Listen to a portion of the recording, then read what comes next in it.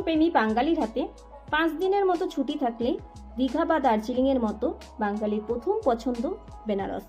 তার অন্যতম প্রধান কারণ রয়েছে বাবা বিশ্বনাথ। বিশ্বের প্রাচীনতম একটি জীবন্ত নগরী বেনারস, যে নগরী ইতিহাসের বিশ্বের বিভিন্ন ধর্ম সভ্যতা থেকে বহু প্রাচীন।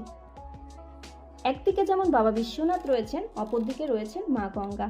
আর এই দুই মিলন স্থানের জায়গায় রয়েছে বানারস, বানারসি বা কাশী। এই বানারসিতে কিভাবে আসবেন, কোথায় থাকবেন, কোথায় যাবেন, তা পুরোটা আমি আপনাদের বলবো এই ভিডিওর মাধ্যমে।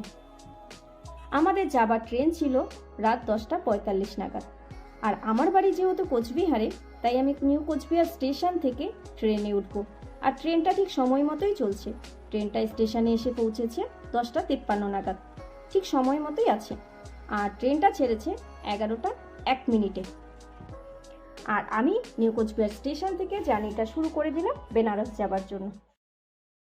নিউ কোচবিহার থেকে বেনারস যাবার অনেকগুলি ট্রেন রয়েছে।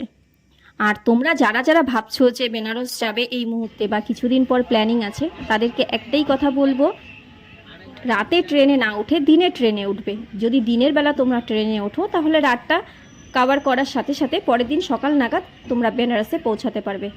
আর আমাদের কি হয়েছে, আমরা যেহেতু রাতে ট্রেনে উঠেছি, সেক্ষেত্রে আমাদের পরের দিন সন্ধ্যে 7টা নাগাদ আমাদের বেনারস স্টেশনে পৌঁছে দিয়েছে। তো আমাদের একটা দিন পুরো মিস চলে গেছে। দেখতে দেখতে কাশী স্টেশন চলে এলো। আমরা কাশী ব্রিজের উপর দিক দিয়ে যাচ্ছি। নিচে নৌকা রয়েছে, দুই ধারে সুন্দর করে বসার জায়গা রয়েছে, যেরকম ঘাট হয় বেনারসে যেরকম ঘাট রয়েছে সেরকমই রয়েছে। আমরা রেলের থেকে দেখে নিচ্ছি। অনেকে চাইলে কিন্তু কাশী স্টেশনে নেমে যেতে পারো, সেখানে নেমে সেখানে ঘুরে নিতে পারো। আমরা যেহেতু কাশী স্টেশনে নামিনি, আমরা সোজা চলে গেছি বেনারস স্টেশনে। আর যেহেতু সন্ধ্যা সন্ধ্যা টাইম ছিল, ভিডিওতে যতটা সুন্দর লাগছে তার থেকে অপূর্ব সুন্দর লাগছে নিজের চোখে দেখা। আমি একবার হলেও বলবো যে সবাইকে একবার হলেও সময় করে গিয়ে কাশী আর বেনারস ঘুরে আসতে।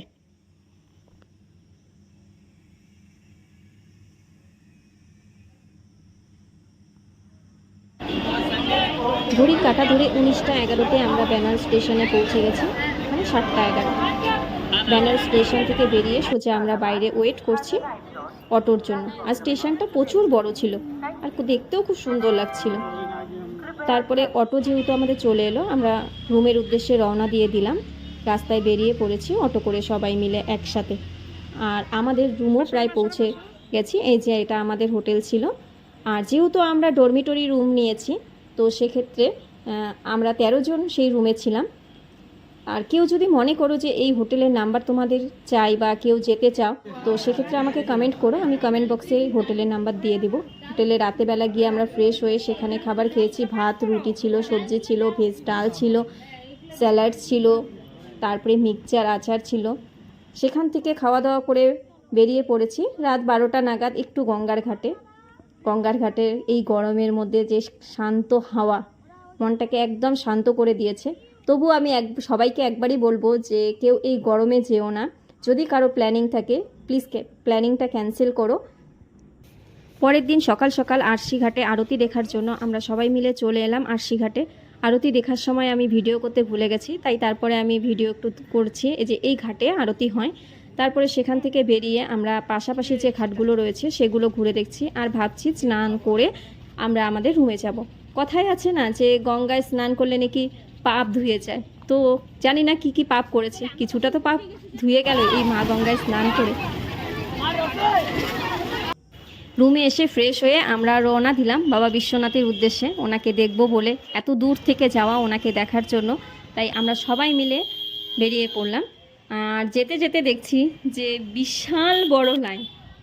আমাদের যেহেতু যাওয়াটা অনেকটা লেট হয়েছে 8টা নাগাদ, আমরা যদি ভোর 3টা নাগাদ লাইনে দাঁড়াতাম তাহলে পুজোটা হয়তো তাড়াতাড়ি দিতে পারতাম, কিন্তু আমাদের পুজো শেষ হতে সময় লেগেছে। মন্দিরে যেহেতু মোবাইল ক্যামেরা অ্যালাউ নেই, সেক্ষেত্রে আমি কোনো ভিডিও দিতে পারিনি আর ভিডিও করতেও পারিনি। পুজো শেষ করে 2টোর সময় আসার পরে সবাই প্রচুর ক্লান্ত।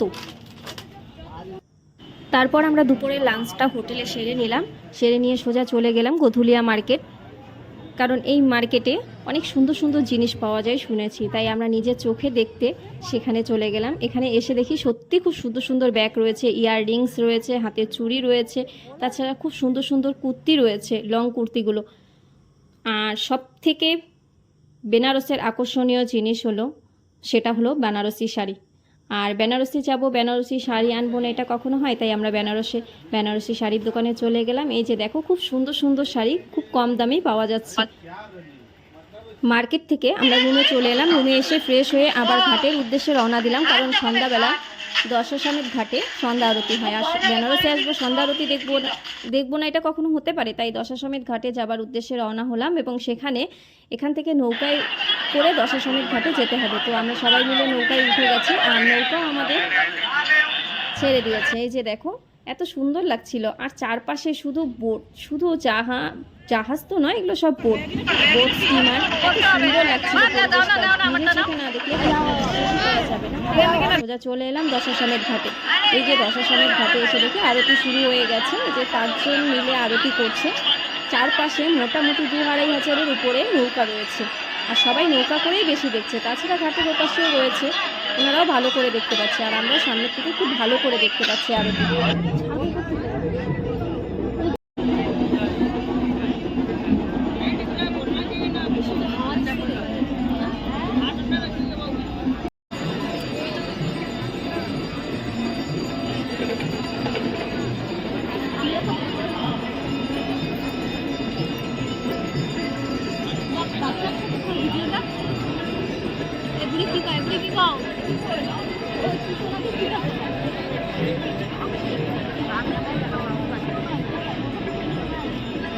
চোখে দেখে সব ভালো করবা, চোখে দেখে সব।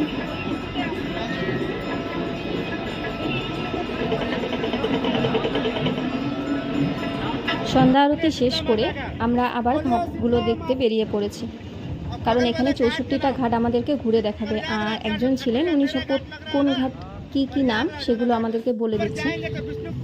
আর এখানে মোদিজি তৈরি করেছেন একটা ঘাট, উনি এখনো অবধি শুধু গেটটাই করেছেন, পাড়গুলো এখনো পুরোপুরি করেনি, মানে সিঁড়িগুলো, তো সেগুলোর কাজ চলছে। তো গাইস, ভিডিওটা কেমন লাগলো? যদি ভালো লেগে থাকে তাহলে সবাই প্লিজ লাইক, কমেন্ট, শেয়ার করতে ভুলো না।